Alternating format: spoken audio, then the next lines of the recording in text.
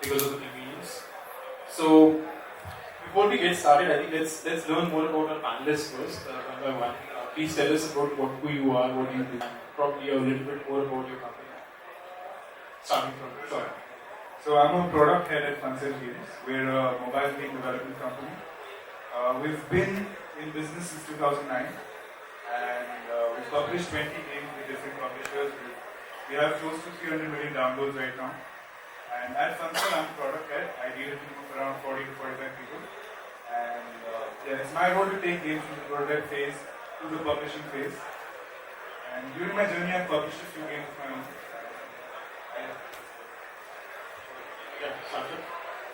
So my name is Sarthak Joshi. I am the publishing and game acquisition manager at TapNation. TapNation is a gaming company that was launched in 2019. We are still a bootstrapping startup, and we've been live since 4 years. We have more than 45 titles under our account across again various platforms. And we recently reached the 1 billion mark, which was quite a big achievement for the startup. And that's a bit about me and about the company. Amazing. Hello everyone, my name is Ravi.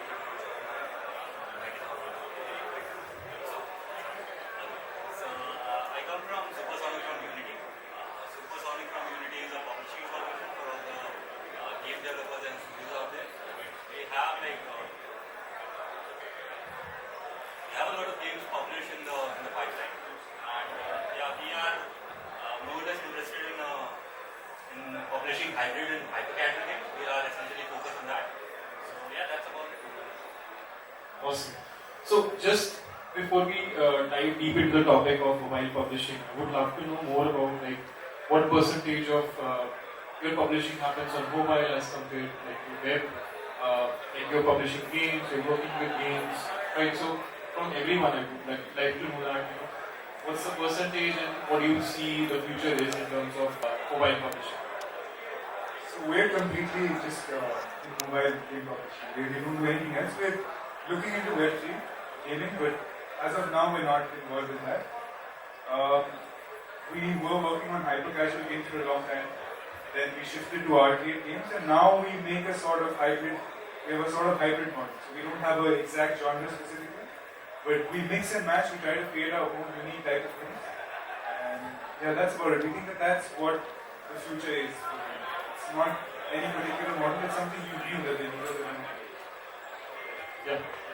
So same for us as well. We are also more into mobile publishing.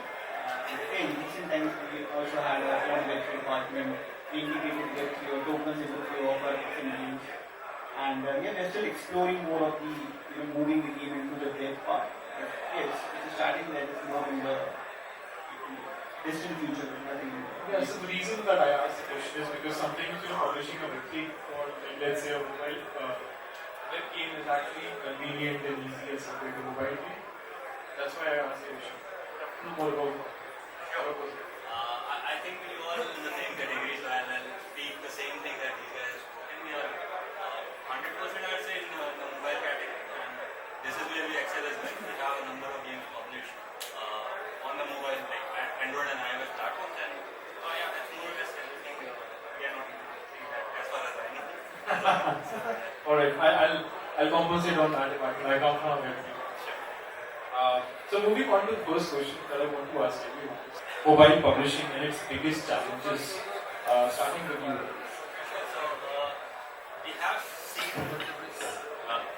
We have seen a shift in the mobile games market in general, as in the PC will go up, and the ARPU potential is not as much as it was used to be like 2 years ago, let's say. So it's a challenging market, but then again you get to learn so much from various publishers, let's say TapNation, even Supersonic. So it's a learning opportunity for all of us, and in general, money as well by publishing games. See for us. I think the whole industry as such is in the phase of transition. It's not how we used to be like a few years ago, like you publish a classical run or something experimental one. So currently I think that we are in transition phase. We're more learning about the new hybrid casual phase, and since that can be the reason why we can do these stuff. So I think we're in transition phase. It's going to be tough, let's say, maybe a half year, 1 year moving forward. But once that is figured out, I think we are going to be back to doing one kind of like model for all of us. So Shaurya, I was listening to your presentation. I saw that you published so many games. They were almost mobile games itself. Like, what challenges did you face while publishing those games? So COVID was a very good phase for us, for the whole gaming industry, and we thought that that was how it is. We just publish games very easily. But since that's ended, in the last 2 years, we started noticing that it's much more challenging to get the CPI that we desire. And it's not possible to do that by doing something that's already mainstream, by making a game which is already mainstream. So in this period, it's challenging, but if there is innovation, we feel like there's still a lot of scope to publish games. So it's just that we have to be on our best front. We have to try to innovate, and once we have that, we can still. There's a lot of potential in the games we can publish. In fact, with Supersonic, we have a few games in the pipeline, and yeah. I'm very proud of working with Consultant. Yeah, I saw that because your games are very innovative and the way you kind of excelled into that. Out of stories, you created those games. I think that is required. That is where we can actually produce games which are new to the ecosystem, because what I see is a game template in every gaming studio publishing the same thing and hoping that this works. That's it. Because if you look at it, a game also takes a lot of time in terms of optimization of a gameplay. Like, it's not the perfect gameplay from day one. It takes a lot of effort, lots of time. We can definitely copy it up and publish a game, but that does not ensure that we will acquire us. And that is where I think a lot of games fail. Yeah. So the next question is actually for Ayush again. Is that, at Supersonic, Unity works like a partner with game developers in terms of publishing. Can you please take us through the journey of publishing a game? What's the cycle like, and highlight the importance of doing it correctly? So I'll briefly introduce you to how we test and publish games at Supersonic. We start with an initial test wherein we understand if the concept itself has any potential in terms of marketability first of all. And once we have some numbers from, let's say, Facebook tests, what we essentially do is create more tests on other channels as well. So we have recently launched on Unity. We acquire users, see the CPI, see the ARPU as well, but mostly focus on the marketability side. So on Unity, on Google, on TikTok, Facebook, and Iron. Once we have some numbers from there, all the 5 channels, we do a holistic approach in terms of marketability, understand which channels are relevant, which channels are not, and then we move on to iteration phase, wherein we work on, once we have clarity on the marketability, of course, we move to iteration, wherein we focus on the in-game feel of the game. So we basically build the retention, the play time, the overall LTV.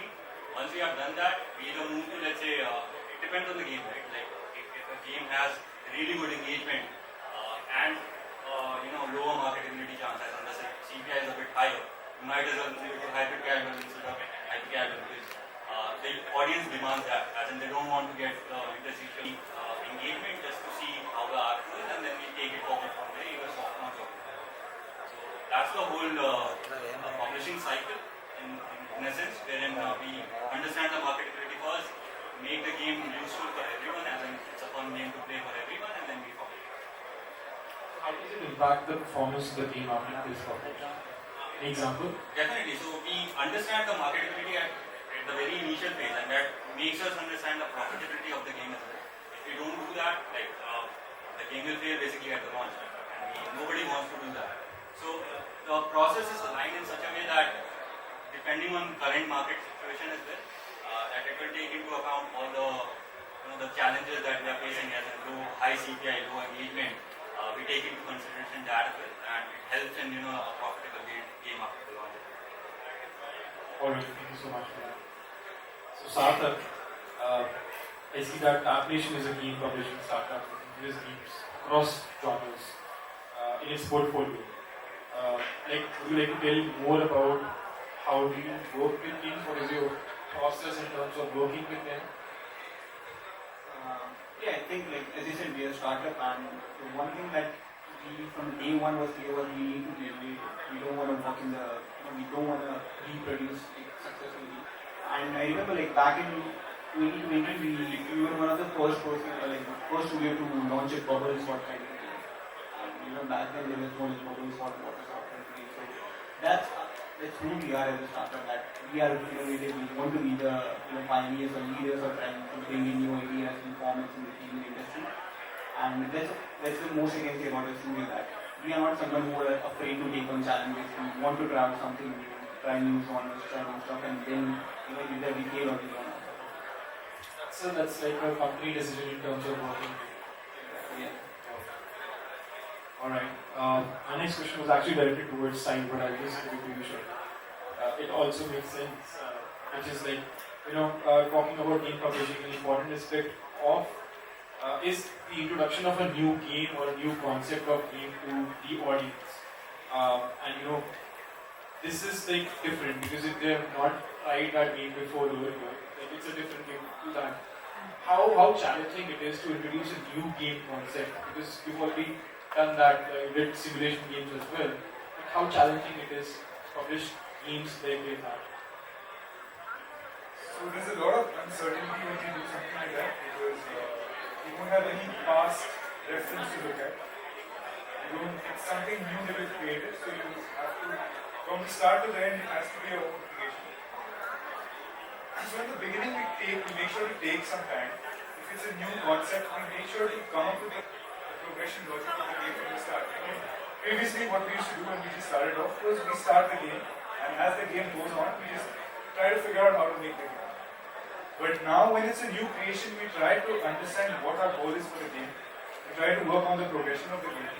And once we are sure in our mind that the game is interesting to us, to our whole team, then we try to push it. Even then, there's no guarantee, of course. But at least we feel a sort of confidence that we are proud of the product that we make. And that's all that we can ask for when you're just launching a game. I think the returns can be like anywhere. Like it could be.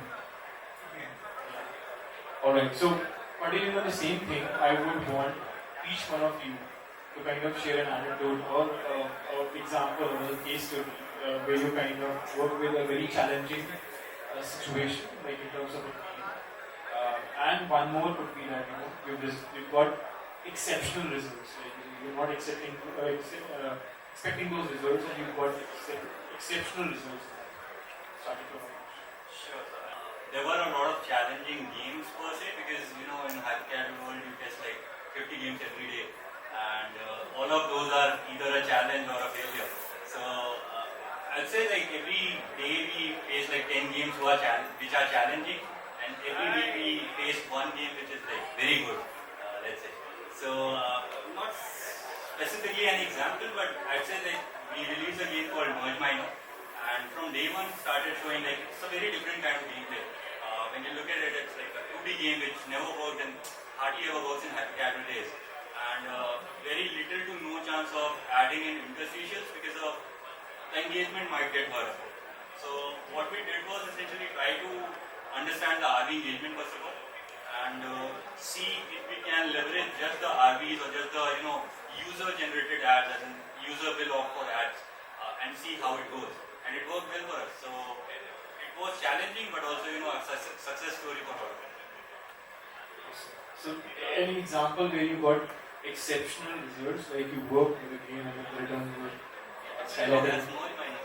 Merge Like we Minor. never expected such results for a game which didn't follow the criteria of a random Hypercasual, and yet it was very successful in Hyper. Amazing.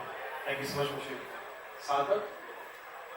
I can just think of one incident that happened during the end of last year. Back in the day, we wanted to have a game with a sniper theme, a sniper and shooting theme. And it was this one crazy idea that you shoot a rat. And we were like, okay, we might have something interesting in our idea. We started the production and we got the first prototype. We were just testing the game and we thought, okay, this would have, since it's the first prototype, it would have something close to a solid CPL because it was not the realistic Hypercasual one. After a week of testing, we saw that the game had a 20 cent CPL and more than 25 in game retention of a prototype. So basically, everyone was consuming whatever content there was in the game, and all of us were kind of shocked at how one of the most basic ideas where no one was expecting something good out of it, and to get it straight away 20 cent CPL. We knew that this is the game that is going to be super profitable in the future, and we kind of found a new niche or a Flute game, and yeah, it's one of the games that is still quite successful, and yeah, we're quite happy about it. Were you able to break down the reasons for success? Yeah, so if you see in the last 1 year or so, the realistic sniper shooter games, like you see many coming from Google and other studios, is going quite well. And they're again one of the initial ones to recognize this trend, and that's what led to the success of this game. So basically, you're saying that the whole category was performing well, so that's why Yeah. you're performing. Yeah, that's one thing that probably the audience can learn, that if there's a trend moving forward of, let's say, could be like a running game like Temple Run, and that's performing, and you can do that. So yeah, that's one thing to learn. Yeah, short. So we had a game, it's called Hyper PA. And every time we were about to get the game published, some metric of the game changed. The CPI goes a little bit, retention somehow dropped a little bit, and that kept going on for around 1.5 years. So we were very, very close on letting go of the game. I decided that we spent too much time on this. It's not worth it to spend any more time on it. And we had one last test planned after this whole period. And we decided that if it doesn't happen, then we just cancel the game. And somehow, I don't know how, the retention increased by 6 to 7% in our last test. And it went from the phase of soft launch to actually getting published. So that was definitely one of the most challenging times we've had, because our whole team was involved in that one game, and we would just not be able to figure out how to get it to the next stage. And one successful game that we've had is our first published game that was a very big hit. It was 9 months. So we never knew that idle games could have that good CPI.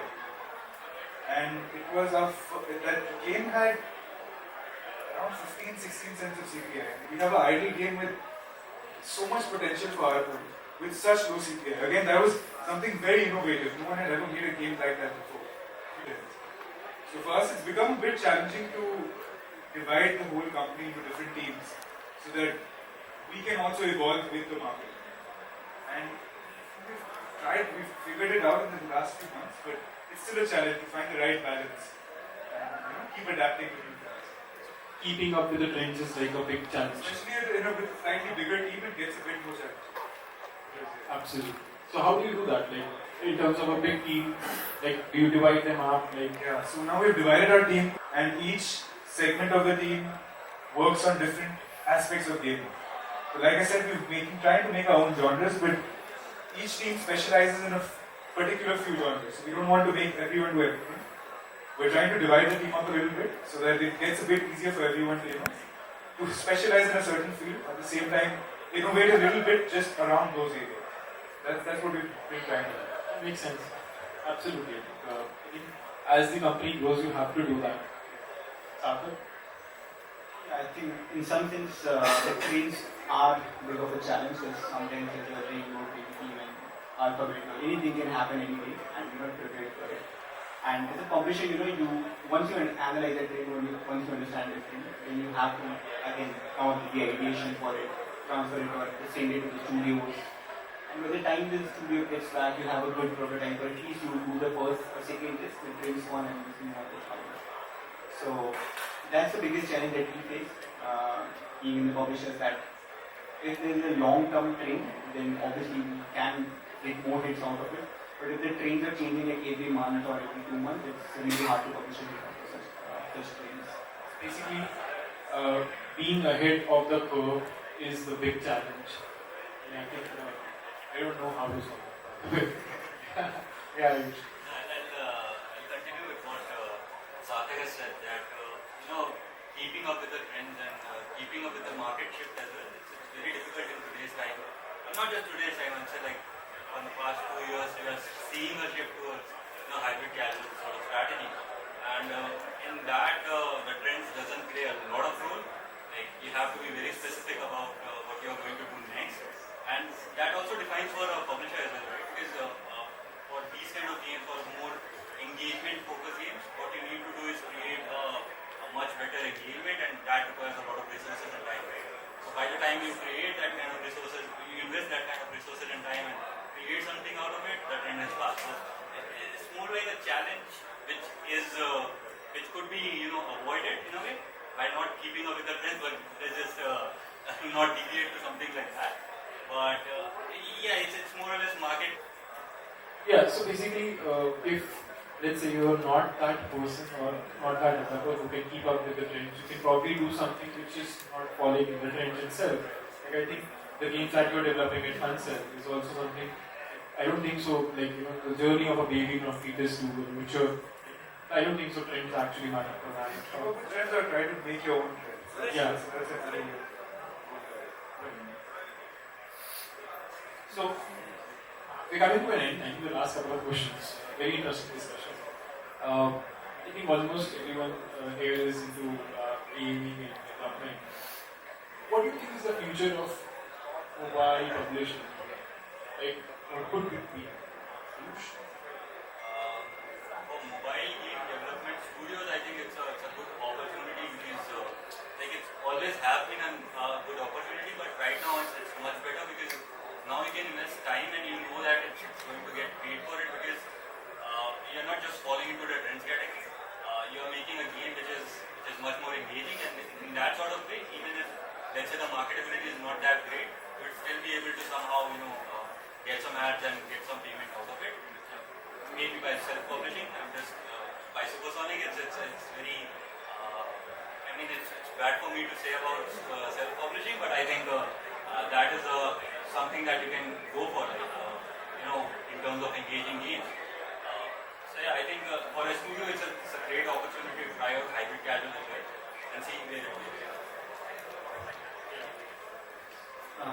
For me, I think with the the new age AI tools that are coming in, I think there's always a lot for the small studios, to develop, will ease the life for the smaller studios and even for the indie developers that want to publish a game. And from the publisher's point of view, who want to just make the onboarding more smoother, I think there are applications like Gather, where you can connect yourself with the studio. As I said, the process from giving the idea to getting the prototype, it does take a bit of time. But then again, the studio can have any question. So when you have a platform like Gather, where you can just literally move around anywhere, you don't have to wait for someone to call back or have to wait for someone to respond on Slack or any other channel. So if you, again, with this new age tools, the whole process in itself can become much more easier, much more smoother compared to what it was 2 years ago. And this is going to help the studios a lot in the future. I think shortening the iteration cycle with the help of AI, I think that's happening almost every software development. I also feel like AI can also generate assets. They can probably also produce assets on the go. Let's say it's a story based or a go with the flow kind of a game. The AI can reproduce elements and like levels also. Like once you program the AI, then they can probably create 100, 200, 300 levels like we used to have earlier in terms of, let's say, arcade games. Yeah, I agree that if we keep up with the times, we're trying to integrate AI as in new studios can come up with ideas to integrate these new features, then there's a lot of potential to grow. We think that I personally would disagree a little bit with for smaller studios. I think that publishers are very valuable to us, especially as a smaller studio. You learn a lot more with the publisher in hand because they guide you through the process of getting a game to the final stage. And once you have a little bit of knowledge, then I think it's better to shift to self-publishing because initially it's very tough to get a game from a prototype phase to a complete published phase. So I think if studios take guidance from publishers or other studios and keep using new tech features, then I think there's a lot of scope to do. Yeah, so I have an open question here. Like, how can game developers leverage gaming games to get early adoption? Anybody wants to repeat that? Like, how can game developers leverage gaming guilds? Like, we have all these guilds and whatnot to get the early adoption for their game. How can they do that? Anybody who has experience? Yeah, I don't know if they can learn from the guild, but there are way too many case studies out there in the market that you need to read every now and then. And there are many good channels on LinkedIn, who come up with fresh news, even for a same game as well. They always post some stuff. So you need to be up to date with all of those things just to, have or at least build a kind of mindset.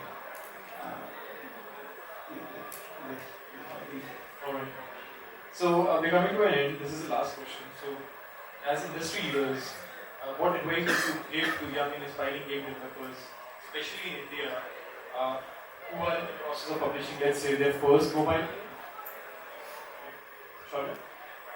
So getting the first mobile game published is the most challenging part. Because once you publish that one game, you gain so much confidence in the learnings through that process that moving forward it gets a lot easier. So in the beginning, just put in the effort to learn about industry trends. For example, for CPI videos, just instead of seeing an interstitial, see why that interstitial is working, or why that creative is working on that game. What are the color themes that I use? What are the art styles that I use? And learn from different studios that are doing well, learn from different publishers that are doing well. There's a lot of scope to improve. So I think it's the best way for a studio to move forward is to just never be complacent, to always have the mindset to learn more. Because there are a lot of new things that publishers are doing, other studios are doing, and if we keep learning, there's a lot of scope to improve. Yeah. Sarthak? One of the things that I've seen with new studios is that they get really attached to the game. If they have an initial prototype or something, they get very much attached. They want to do more iterations, more tests. So to them, all I can say is like just be bold. If the numbers are not reflecting, if you know that the audience is not engaging in the game, be bold. Just kill the game, move to the next project, and just be fair to the numbers. Be fair to your publisher or even to yourself. If you're getting a good result out of the game, work hard on it, but just don't work hard at the game just because you like the concept and you yourself are enjoying it. So be bold in the game, move and work on as many projects as possible. Get the learnings out of all of those games, and that would help you a lot to publish your first successful game. Yeah. Ayush? So for the young developers or even the not so young developers, I would like to say that as we talked about the market shift and all of that, again continuing on that as well, right now what we are seeing is all of these hybrid casual games. Might as well dive into it, try and see if that is your cup of tea. But in any case, if you don't want to create those kind of games, there are a lot of Sonic is also publishing a lot of hyper casual games. And yeah, I think you should be a mixed bag. You should try to adopt. If not, be at your strengths and try to do those things. So I'll just extend this question. Something came up in the previous panel discussion I was part of. Let's say a couple of college students are building a game, right? And that is their first game. They will probably face a lot of challenges in terms of publishing it up. And those are actually, those students are actually really good developers also because they're not scared of failure. That's the best part of it. They can try anything. They can have any game play. And that's something which we need in the industry as well. So, what's the best way to approach publish their game to even learn from it, because it can be an overwhelming process for a game developer. So, what's the best approach for, let's say, a college student who's coming from a tier 2 city, a couple of them, what do you think? So I think it's a again very good opportunity in the sense that we live in an internet generation wherein everything is accessible, whether you are in tier 2 or in a tier 3 country or states or cities.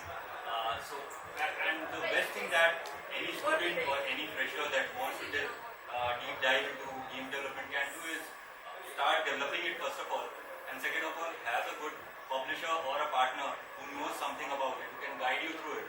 And there are a lot of already established publishers in the market who are looking for such studios who want to create a game and make it a successful business. So in case you are one of them, I'll be right outside. Just let me know. So actually, if I put myself in that place, I would probably work with you guys because I would learn through the whole process in my first game itself. Why to learn it in small sections? It's better that you first go through it, go through the hard grind in the first game, and then so that the subsequent games become much better because it's rare that your first game becomes a super success. It's like multiple.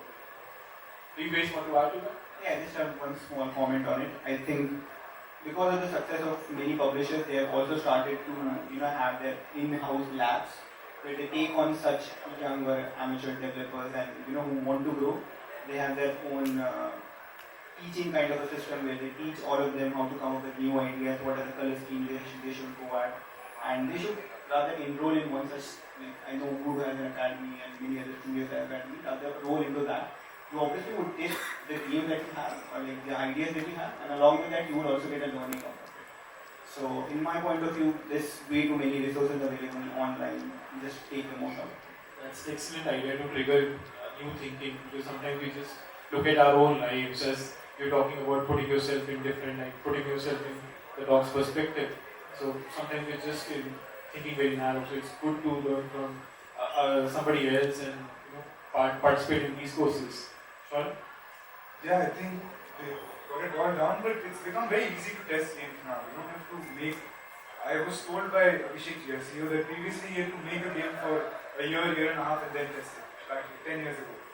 But now it's easy. You make a game, test the CPI, you just test the concept, and if the concept works well, then you need to make the whole game. So it's not like new studios have to put in a lot of work to just test out the concept of games. So once they understand the basic nuances of the industry, they can start out trying out ideas. And gradually you learn through that. Once you have a CPI, a successful CPI game, you reach out to a publisher, they guide you through the process of the whole game. And you learn through that process, and then gradually you can do stuff. Yeah, thank you so much. Thank you so much, guys. I think it was a pleasure hosting you and sharing this panel with you. Anybody who wants to ask any questions, we can probably take one of the questions right now. Yeah. My question is to Shaurya. So you are saying you mentioned two games which you spent more than a year on developing, right? So it's quite opposite in the hyper casual space. Usually they say you can spend 2 weeks or a month. So how could you hold on to such games? I mean, for so long? And are there any games in your portfolio where you could just build it in a month or so and still be successful?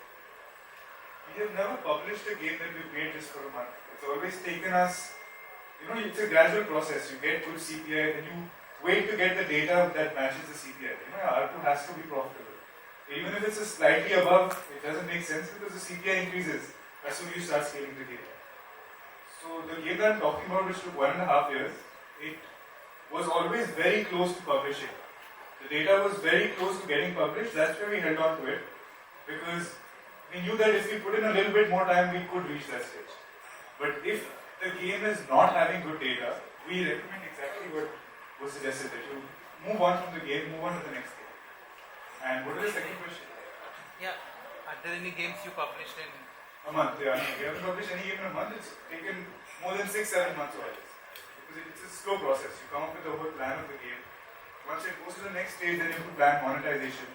So it's a long process until the game's published. But yeah, not a month. Alright, anyone else? That's the last one. Yeah, please. Hi, my name is Saras. I work for Potato Play Games. I have a question to Ayush.